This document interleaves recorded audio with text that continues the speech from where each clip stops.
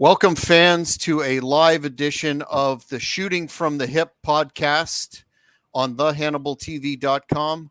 My name is Jack Kilby, Executive Vice President of Great North Wrestling, and with me always is my co-host in this endeavor, Kingpin, King of the Streets, Mr. Angel Medina. How are you, Angel? Oh man, not in high spirits, man. And this has been a rough week. I mean, just a lot of things has been coming down the pipes in regards to people passing away. So it's kind of depressing when I say depressing, it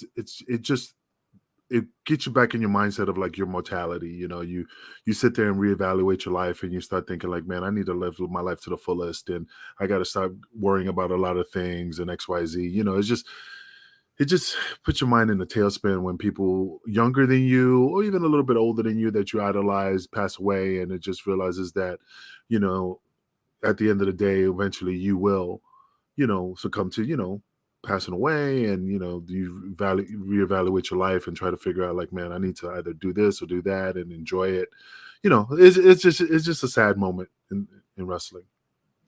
Well, as the saying goes, Father Time does no jobs, and that's extremely true this week. The purpose of our podcast today is to honor and talk about the legacy of the one of the greatest of all time. Personally, on my Mount Rushmore for sure, that would be Terry Funk, the Funker. But more specifically, your interactions with him and thoughts on his role in creating or making what Extreme Championship Wrestling became. But before we get into that, I think it would be appropriate to also recognize the very untimely and tragic passing of Bray Wyatt. What are your thoughts on that? I know you didn't work with Mr. Wyndham Rotunda that closely or at all, but 36 years old, that's a pretty hard pill to swallow. Well, I mean, in the pro wrestling industry, man, this is a fraternity, and then we're all brothers and stuff, regardless if we don't know each other, because it's such a closed community. And I mean, at 36 years old, I mean, regardless if it's 46, 56, but 36, man, I mean, he had a whole world ahead of him. I mean, great talent, great persona in the ring, had the right gimmick, the right attitude. Everybody loved him. It's just sad, man, because especially like I said, when you're 36 and younger, I'm not saying he hasn't lived life, but still that he has a lot of life to give. And that's the sad part. And and my condolences to his wife JoJo, I think it is, Yeah. and his kids. Because the kid needs a father, and those kids are young. And I'm not saying when you're an adult, it's easier. But when you're a child, that's a key factor in your life that you need constantly, because you don't want no woman or man, meaning if your wife remarried or, regardless, wife or husband, you don't want somebody else taking that role that belongs to you. I mean, it's appreciated because if it's a good guy or good girl, definitely is beneficial, but you wish you was the one guiding that child and giving them the advice that, your parents gave you. Yeah, and I think history will regard his work in terms of character as certainly groundbreaking and innovative and brilliant, really creatively. So it's a hard pill for everyone to swallow. That's as you mentioned, associated with the pro wrestling business. So R.I.P. Bray Wyatt. Now, Yes. on to the Funker. One can argue that Terry Funk had perhaps one of the greatest and most lengthy, diversified, innovative careers in the business, starting with becoming NWA champion in the 70s, defeating Jack Briscoe, and then in the latter stages of his career, moving to Extreme Championship Wrestling, where you had contact with him. In terms of meeting Terry Funk, can you think back to the first time you did? Well, I mean, I remember the first time I met him. We were doing a pay-per-view, and I was sitting at a table with a couple of the boys, and I mean, it's the first time I met him, and he sat down with me, and I forgot how the conversation came up, but basically he could have sat with anybody else. He could have sat with Tommy. He could have sat with Candido. He could have sat with anybody, but he sat with me at the table, and he just said like he goes, I forgot how it came up, but basically he told me that hey, you never know who you're going to be sitting down with. You never know who's going to be your next boss. So I treat everybody equally, and he was the most fairest, the most kindest. The character Terry Funk, yeah, Billy Badass, egg sucking dog, but I mean the most nicest, the most caring. Gave advice. He laughed all the time. He was fun to be around with. He didn't make you feel that you was not wanted. There was no stress when you stood around him. He just made things easy and just made it fun. And like I said, I didn't know him like how Tommy knows him and Mick knows him, like they're buddies and they go to like parties. I'm just saying like, okay, come to my house for Christmas. But from my experience, just like my experience with Dusty, it was just been like, wow, this guy is just top notch. Giving me the same level of respect that he's given to Sabu and Shane Douglas and everybody else there. He treated everybody equally, and I appreciate him for that. That's why this is a bummer that he passed away because I grew up with him. In regards to I laugh because my favorite movie, which is the most cheesiest movie, is Paradise Alley, and with Stallone, and it's a classic, but it is cheesy. But him with that freaking monkey on his shoulder, and it was just a great movie. And I know there was other people in there. I think Dick Murdoch was in it, but it's just Terry Funk was in it. Then he was, in Roadhouse. I mean, he's been in some good movies, but the guy was a badass in the ring. In terms of before we get into his work in ECW, I think a lot of old school fans, and I know we've actually discussed this on a previous broadcast in some way, shape, or form, but a lot of old school fans look back to his incredible run in the NWA WCW. I guess it was NWA '89 with the angle with Flair. After the match with Steamboat pile driving him through the table, and then culminating in that I Quit match, which I just read that Mick Foley recognizes as his favorite match of all time. Can you speak to how important that was to the company at the time? They were feeling the pinch of McMahon and their national expansion, and he came in and really took that company to another level on his back in combination with Flair. And I think Flair recently admitted that too. No, you're talking about the time when Steamboat wrestled him in the Chi-Town Rumble or whatever it was called. And then Terry was announcing and then came in and attacked him and pile drove him. And then they had that awesome match in Troy, New York, the I Quit match. Now, the reason what stands out about that is because I remember the interview and Terry was interviewing Ric Flair. But the part I remember, he's like, wait, you're telling me that, I can't wrestle you, that I can't hold up a candle to you. I mean, it was building up. He was building it up. And it was just classic Flair and Funk. It was just something that was just because I remember I watched that on pay-per-view. I mean, I was starving to watch that match between, Flair and Funk. I mean, the guy is, like I said, he's just like a Dick Slater. He's just like a, bruiser, just a no nonsense cowboy guy. I mean, there was no gimmick. There's no gimmick in regards to Terry Funk. He's straight up cowboy Texas. So it kept me on my seats when I watched that match, and it really helped Flair take it. I mean, I'm not saying knocking Flair, but it did take it to another level. Every time Flair wrestles somebody that's at that level, it makes you better. And I'm not saying Flair is not good. It was just like you always improve. You're always learning. And it just made even more Flair great because of what Terry was doing for him in that match. I mean, did I like the ending? The one part I didn't like was, he's breaking my leg. I quit. I think, I don't know. That part I wish there was I don't know. When I saw it, I didn't like how it ended. I remember that. I wanted it to end it a little bit more of a Tully Blanchard and Magnum TA with the fucking chair and stick it, it was it was a climatic, and I don't know.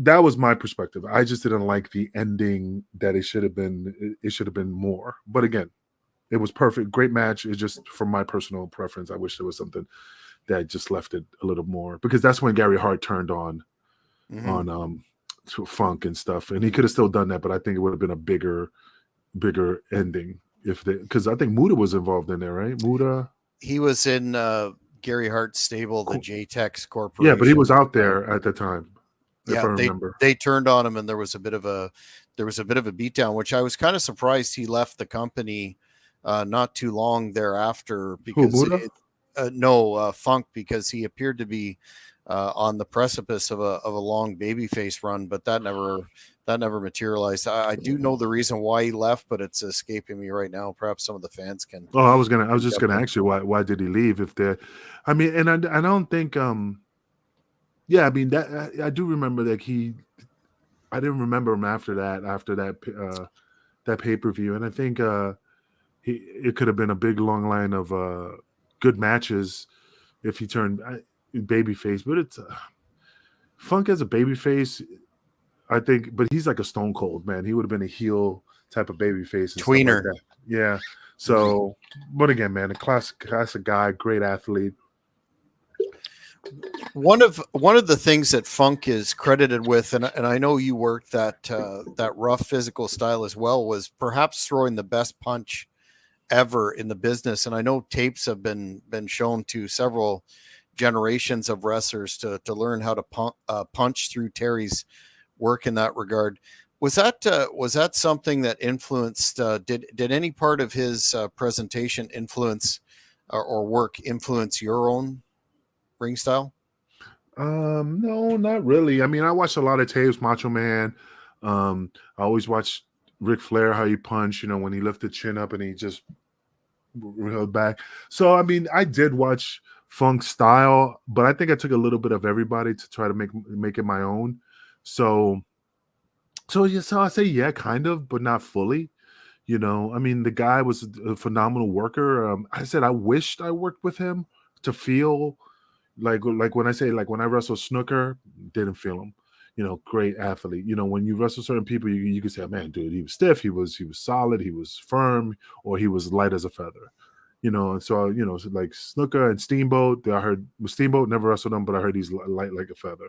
So, I mean, it just depends. But I wish I would get in the ring just to understand his style. I know C.W. Anderson wrestled him on occasion, so he knows. But I didn't care if he potatoed me. It's Terry Funk, man. I mean, I take it with pride to get potatoed by him. So, in terms of ECW, he really put the company on the map and became, the world champion of the organization.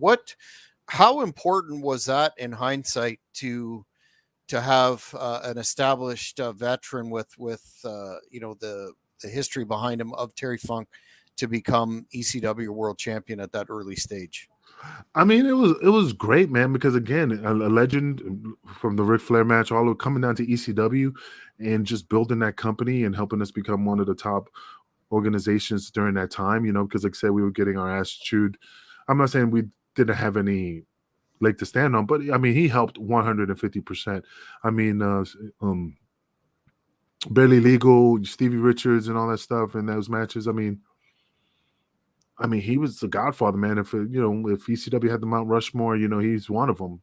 He took it to the next level, and the barbed wire, the Brandon Iron incident with Mick Foley, the match with the barbed wire match with Sabu, wrapped up in the barbed wire, wrestling in the three-way dance, and I mean the guy just phenomenal, man. I mean, like I say, he really, really helped ECW to get to that point where it's like it was just going downhill, man. It's just like a sleigh. Once you get that momentum going, it just took off, man. And again, I'm grateful for what he done. What do you think Funk contributed? I mean, we've heard a lot from ECW originals that were in that locker room about how chaotic things were at times. How important was it when they were building to the first ever pay-per-view, which was make or break, and there was all that pressure to take the company to the next level. How important is it to ECW to have Terry in the locker room as that veteran locker room leader with all the respect that he carried? I mean, the thing about Terry is that he just treated us all with a kind hand. I mean, he talked to us, without feeling like you're being talked down to. He talked at you and talked to you as like a friend would talk to you, just like I'm talking to you right now. I mean, he was just so caring. He wanted everybody to be successful. He wanted that company to be successful. So he always talked to us, I mean, I could throw some people that I didn't like, and I could tell you that, in that locker room, not the boys but people who came in that I'm like, I don't like them. But, not because, okay, Callus never talked to me, never shook my hand, never, walked by us, me and DeVito. I mean, he just did it. Even when he did shake our hands, he was just, and I'll say it to his face, he just never acknowledged us. That's a difference.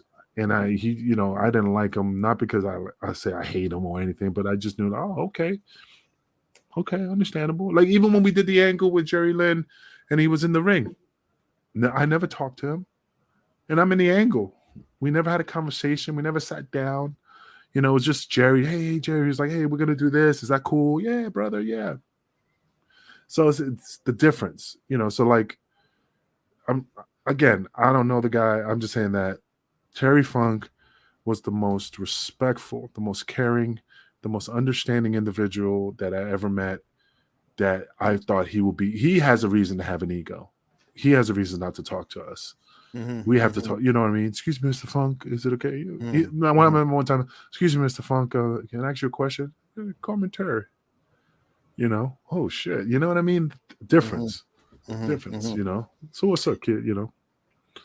And that's that kind of segues nicely into an area I wanted to cover. If you're familiar with ECW at all, you would be aware of Funk's giving nature. I mean, the man made so many guys in ECW, and Heyman himself talked about that on the ECW DVDs, in terms of not being like some veterans and protective of their spot, but instead looking, to help not only the company but individuals in their careers. How rare is that in the business during your tenure?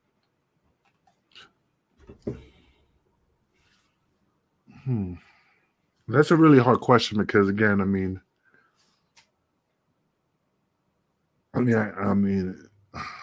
it's a really hard question because Terry was so. I mean, like I said, I met assholes in this business, and the guys you think is going to be assholes, you find out they're the most sweetest guys.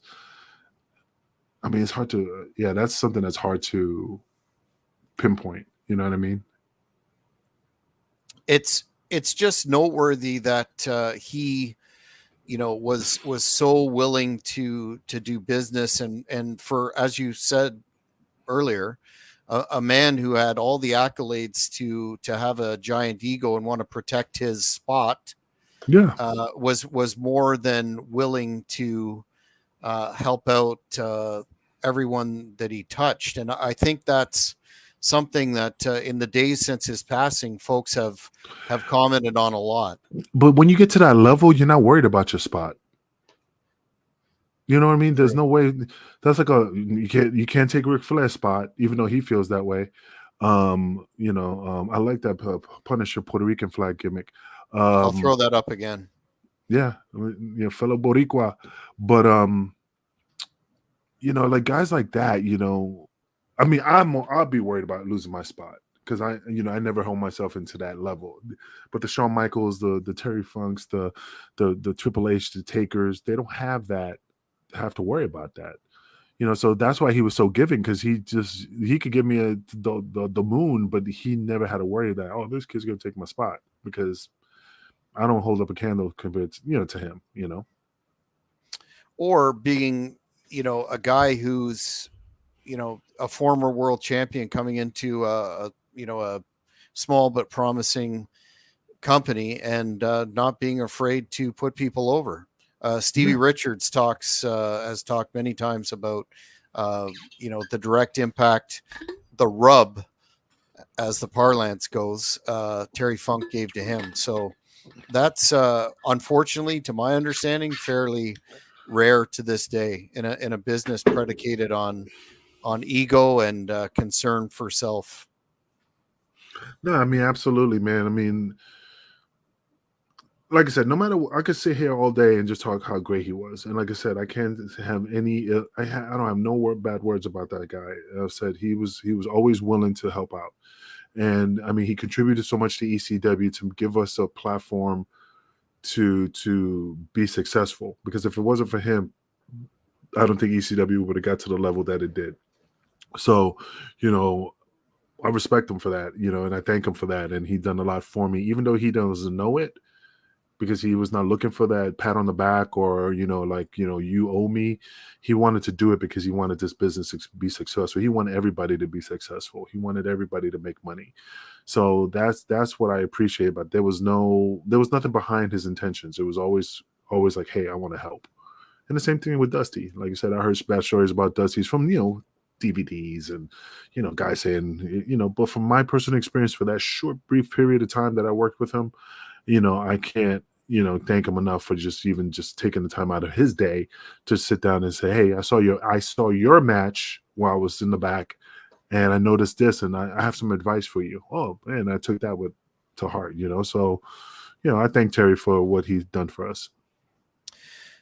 You mentioned his work with Sabu in that barbed wire match that headlined the first ECW pay-per-view, but he also had a number of programs with other superstars in ECW, ranging from Raven to Shane Douglas, Mr. Foley, of course, Sandman, on and on. If you had to, and during your tenure as well, if you had to look back on the programs that he had, what would you, in your opinion, be his most notable with an ECW talent?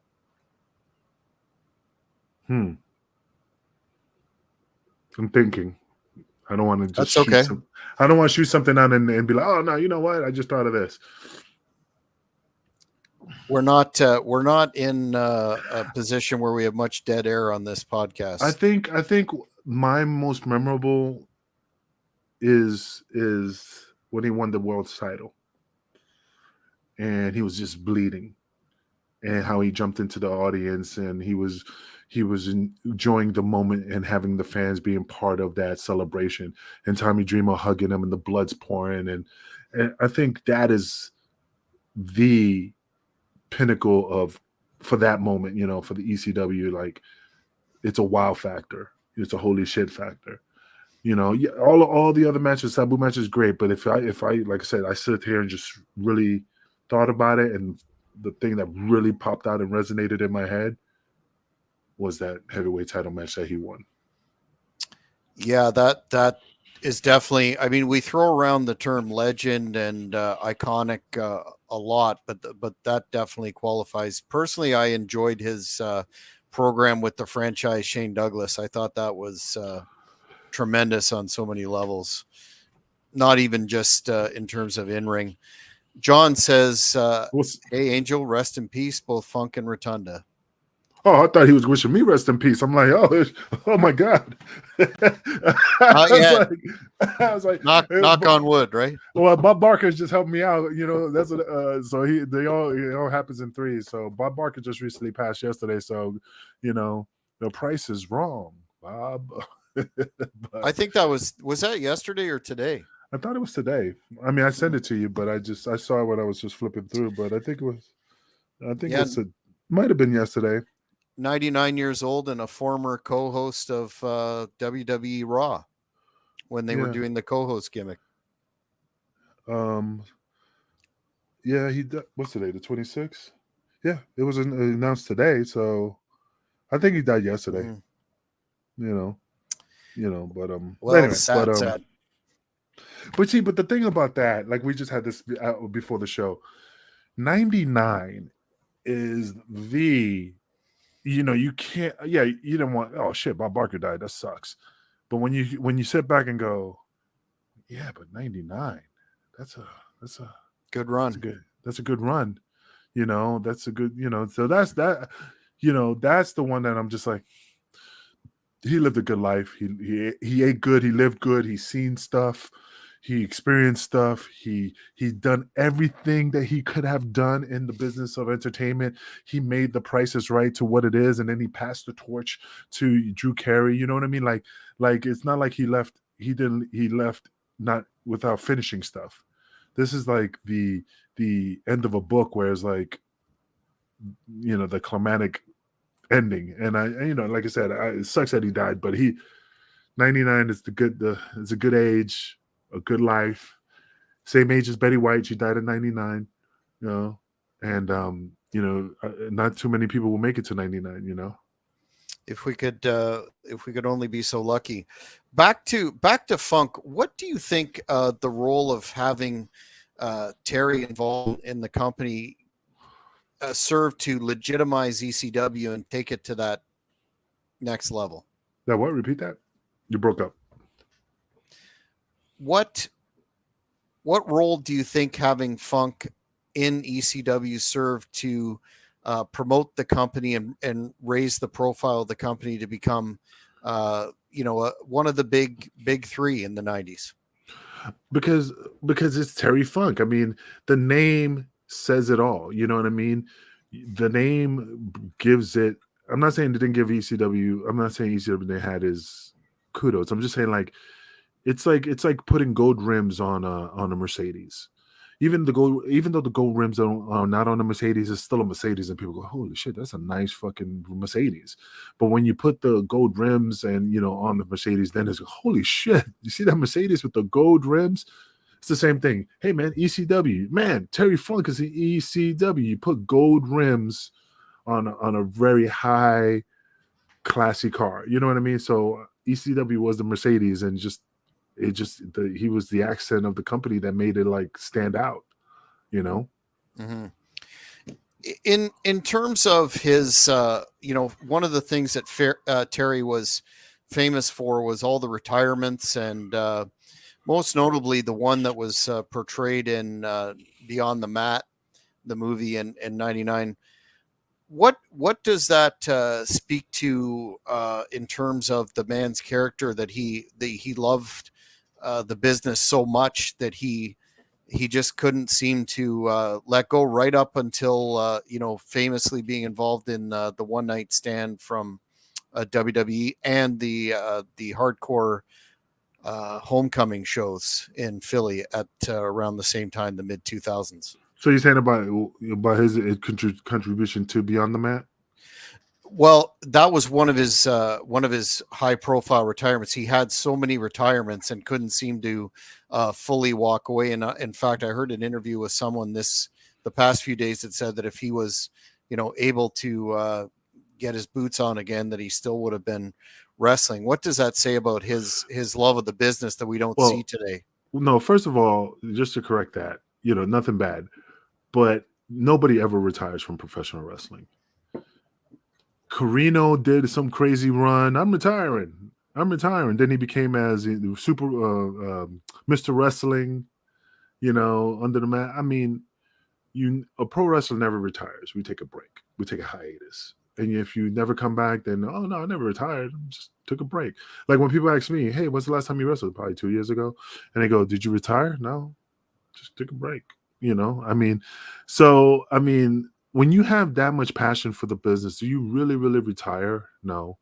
And even when you try to retire and you sit there and you go, man, I can't believe, like Ric Flair, look, he retired at WrestleMania. Then he was like, man, I didn't want to retire, and then he came back. I mean, for his, I'm not saying it was great, but, he was wearing that onesie and, and stuff like that because he had that big old scar on his chest. And again, I'm not knocking him, God bless him, but if you're gonna die, you want to die in the ring with your boots on, and nobody wants them to die in the ring. But if you're gonna die and you're gonna do something that you love, then That's the key thing. So I mean, like I said, I mean, it's hard to walk away from this business. I love this business. Yeah, I'm bitter about certain things because when you be in the business for so long, I don't deal with BS anymore. Like perfect example, I just got what's it 2 days ago? A friend of mine just reached out to me. He goes, "Hey man, AEW is coming to Wichita, Kansas for, and is Prince Nana going to be there? And I trained Nana, so I'm like, I don't know. Let me reach out to him." So I reached out to him and I said, "Hey motherfucker, I heard the story that you're coming down to Wichita, Kansas, November 4th." And he's like, "Oh yeah, I don't know if I'm on that card, but I don't, I don't. I'm not saying I'm not. I just haven't been told yet, but I should be, so I'll come to, yeah, if I come down, I'll reach out to you, And I said, first of all, I just want to see you. I don't want to work. Don't ask me to work. And, if I went in the locker room and these guys started acting rude and, and thinking that their shit don't sink from, MJF to, I just don't give two fucks. And that's the thing. I will go in there with an attitude, and I don't care if you hear it from the grapevine, like, hey, Angel had an attitude. What the fuck's up with him? Because I just don't put up with nobody's shit anymore. Not hair. But anyway, back to Terry. Like I said, this guy, man, like I said, no matter how much I sit here and just give him all the kudos and all the respect and stuff, it's still not enough. I mean, that's all I'm saying. It's just this guy is just I wish I was in his shoes, and had that legacy and stuff. But he's just a great guy.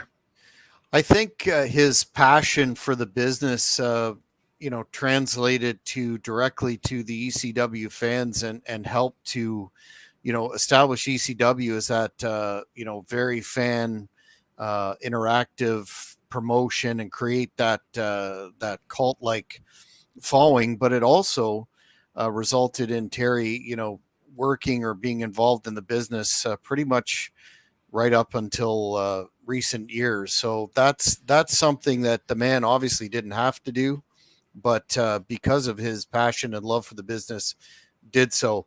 Wanted to ask you, in terms of a final wrap up on Terry Funk, what would you consider to be his overall, two-part question, his overall contribution to pro wrestling and ECW in particular?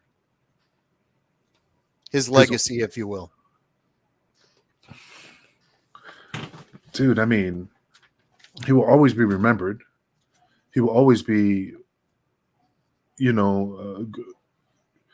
complimented by being duplicated, because the guy, I mean, he's a legend, man. I mean, I can't even like put it in words. I mean, the guy will never, like Dusty Rhodes, Ric Flair, Superstar Billy Graham. Those guys are just going to live on forever in people's mouths. He is on the Mount Rushmore. He is on. If you put his head on top of the Statue of Liberty, he is the guiding light that when guys want to be wrestlers, he's the beacon of light that people go see from a distance and go, "Oh, we're here." He guides us. Not in that creepy way, but he paved the path, and that's a path you could take. And there's other guys who did the paths. It's like a map, fork in the road or other roads. It's just each road is not a wrong road. From the Dusty Roads to the to the Superstar Billy Grahams to the Ricky Steamboats. I mean Ricky Steamboats for Superfly Jimmy Snooker. Everybody created a path, and if you follow those paths, you're never going to go wrong. And like I said, it's Ric Flair in the middle of that road, and everything branches out like a tree. Maybe, but like I said, those guys left a blueprint of how to conduct yourself in this business, how to work in this business. So Terry is beyond words, that he is the guiding light in this business. What about for ECW? Would you agree that it's beyond a point of contention that without Terry Funk, ECW would have never attained the status it did, either in terms of commercial success or following to this day without Funk's involvement? I'm not saying ECW would have not been successful. It might have took us a little bit longer to get to where we wanted to be. I think Terry was the one that made it, just helped us get there quicker. So if he wasn't there, I mean, would I think ECW would have been successful? Yeah, but not as would have been take a longer time. Like I said, with Terry Funk, he made he planted that flag and became the ambassador of ECW, and that's what helped us become successful and become one of the top companies at the time. When you looked at the spreadsheets of Pro Wrestling Illustrated and you saw WWE, WCW, ECW, on the bottom of the page with all the All Japan, New Japan on that list of the heavyweight champion, the number one contender, The rankings, yeah. the rankings. ECW was in there because of Terry, and then we thank him for that. Well, it's been a very sad week, but what a reminder that these legends are, they're not always going to be around, and if you have the opportunity to go out and see them in appearances or support them in any way, shape, or form, that's something that should be done, and that's why we at Great North Wrestling and the Hannibal TV try to conduct as many interviews as we can with folks to preserve their story for the historical record, and Funk will be one of the individuals that we talk about forever and synonymous with pro wrestling. Man, I'll be honest. I wish, and again, I don't run Northeast Championship Wrestling, but I wish you guys would have brought him up there just for an autograph signing, just to, if we knew it was going to be that way, I wish that he had the opportunity to come up there. And he did. He worked. He did? Yeah, he came up in 2010, and fans of the Hannibal TV are familiar with this angle. But he did a press conference with Hannibal, which you can search up and find on this channel, in which Funk, he and Hannibal got into fisticuffs, and Funk ended up smashing a picture over his head. Yeah. And also being a special guest referee with Hannibal's match with Kevin Nash. And there's multiple interviews with Terry on the channel, so we're happy to have that as part of our history. Yeah, and I meant not like that. I meant like, since he passed. If we knew that this was going to happen, it would have been cool if he would have came up there one more time before he passed. Just to like, nobody has a magic ball or whatever, but I wish it was another opportunity for him to come up there just for that one more time. I did May of this year, we had our 15th anniversary show, and that was one of the inquiries I looked into, and unfortunately wasn't able to travel at that time. But yeah, what an individual, what a man, what a myth, what a legend. Kingpin, what are your final thoughts, sir, on anything we've discussed today? And when can we look forward to doing another What If in terms of the fans that have suggested topics? Do you want to lay that out again for everybody? Well, first of all, I just wanted to say, thank you, Terry Funk, for giving us years and years of great matches. Thank you for just giving us those Funk You T-shirts that we used to rock all the time. And hopefully they continue to still make those, because those are just awesome. Bray Wyatt, again, I'm sorry for the loss. The guy was too young, 36 years old. Had a whole world, a life ahead of him, left behind 4 kids, I think, his girlfriend, fiance JoJo. It's heartbreaking. And I just wish that, that it just, Luke Harper, and then it was him, and it's just so sad, but yeah, it's a heavy burden. But again, but also to all you fans out there, for all you pro wrestlers who's trying to make it in this business, live your life to the fullest, man. Don't take life for granted. Just like what Bray Wyatt said in one of those last interviews, saying that, tell the people you love them, tell the people you think about them, because you never know what tomorrow will bring. I mean, I got surgery Monday, and for ankle surgery, and that could be it. It could be a wrap, but hope not. It won't be. But I'm just saying, but what if, like my show, what if that happened? Did I tell all my friends that I care about them, that did I live my life to the fullest? Did I enjoy it? Don't take life too seriously, and you can't take your money with you. Just remember, somebody said a long time ago, When you look at a funeral procession, and you don't see them with a U-Haul behind them. You don't bring your money. You don't bring your valuables. It's just you, man. 6 feet under or cremated. That's it. So live your life, enjoy life. Grab it by the brass rings. And also for the what ifs, man, definitely we need to get on top of that. I do want to apologize to the fans. It's just that we always try to bring a guest that has some tie into that moment. And I think it's just, we need to knock out some kinks in regards to like when we should bring guests and when we should just me and Jack just talk about it. It just feels good when you have somebody from that time that knows what really happened instead of us assuming, thinking, possibility. When you get that little like, hey, what if Bob Backlund didn't lose the title to so and so? What? Mm-hmm. Oh, well, I was in the back, and the reason why he lost the title is because this is what happened. Not us assuming like, well, they needed to change it up, and they probably gave, what I mean? That's why we try to get guests. So again, I do apologize for you guys out there. That when I haven't been consistent with shows weekly, but trust me, me and Jack are on top of it. We're always brainstorming, but we do have one, and it's the Tammy Stitch situation, and it's the Sunny. Like, what if if she had her shit right, where would she be? Because she was the number one diva. Where would she be if she didn't? I hate saying fuck up, but she fucked up. So that'd be a good topic. So we're gonna look into that. And if we get a guest, we get a guest. But if we don't, we're still gonna do the show. Just keep an eye on Facebook. We'll definitely announce it. And again, we won't let you down. We'll definitely stay on top of it. Like I said, we're just trying to make things a little bit better to make it more entertaining for the fans. Yes, indeed. And that's it. Another edition of Shooting from the Hip, remembering the Funker, RIP, a life well lived and an unforgettable legend. And there is the run-in that we've all become accustomed to. And forgot the run-in, but maybe it was best left till the end. So fans, stay tuned, and we continue to watch the Hannibal TV for updates, and we'll be coming back at you with some shows. And you know what, Jack? Just to let you know, I love you, brother. So if anything, you know it on this show that I appreciate you. Love you too, man. You're the best and a legend in your own right. We'll see you next time, fans. Thank you for watching the Hannibal TV. Please like this video if you enjoyed it, and click the subscribe button to not miss any of our latest shoot interviews, match videos, or news updates. Follow us on Twitter at the Hannibal TV.